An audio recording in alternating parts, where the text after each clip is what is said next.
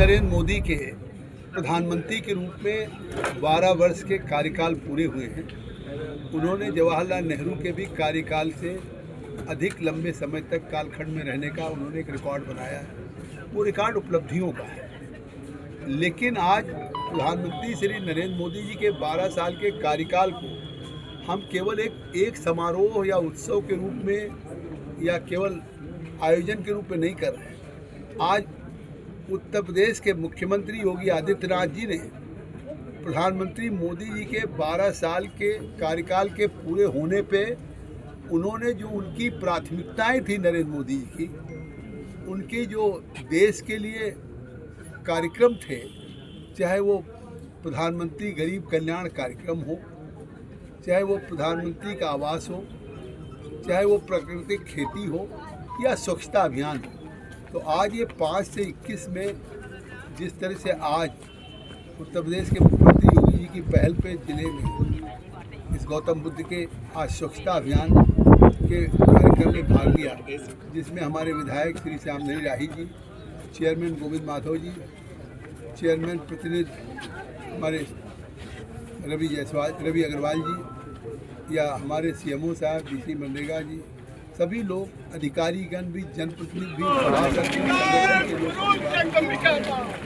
सबने भाग लिया। और जिस तरह से, तो ये निश्चित तौर से प्रधानमंत्री के उन आह्वान को निरंतर अपने जीवन में हम सारे, जिससे आज जो एक भारत की छवि बन रही है दुनिया में, जो भारत को लोग सपेरों का देश कहते थे, बीन बजाने वालों को देश कहते थे, आज वो उस देश के हमारा चाहे चंद्रयान 3 दक्षिणी चंद्रमा के ध्रुव पे लैंड कर रहा है, चाहे आर्टिफिशियल इंटेलिजेंस में हम दुनिया की बढ़ती हुई संभावनाएं हैं, जिसको डोनाल्ड ट्रंप नरेंद्र मोदी जी ने तारीफ़ किया।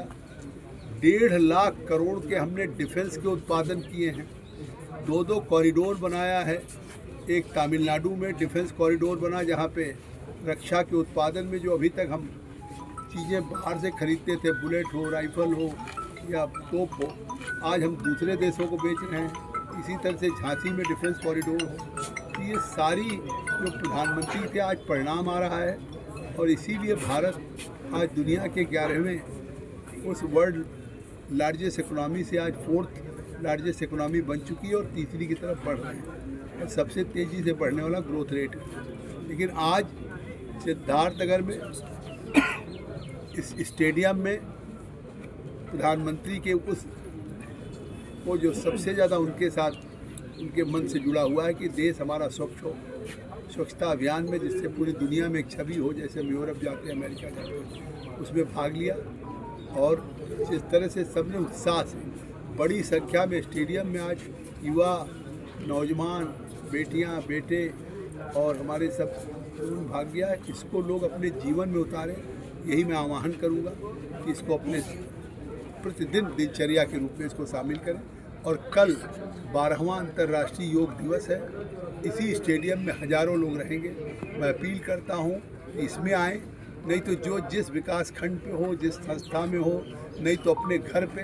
कल हर व्यक्ति निश्चित तौर से योग में भाग ले, जिससे कि प्रधानमंत्री मोदी के उस पहल पे क्या यूनाइटेड नेशंस ने 21 जून को योग दिवस के रूप में मनाने का निर्णय किया, और 189 देश आज इसको मना रहे हैं और लोग जीवन भाग ले रहे हैं। और अब की जो थीम है योगा फॉर ओल्ड एजिंग, मतलब अगर आपको स्वस्थ रहना तो बुजुर्ग होने के बाद भी योग अपनाइए, योग करिए, निरोगी रहिए।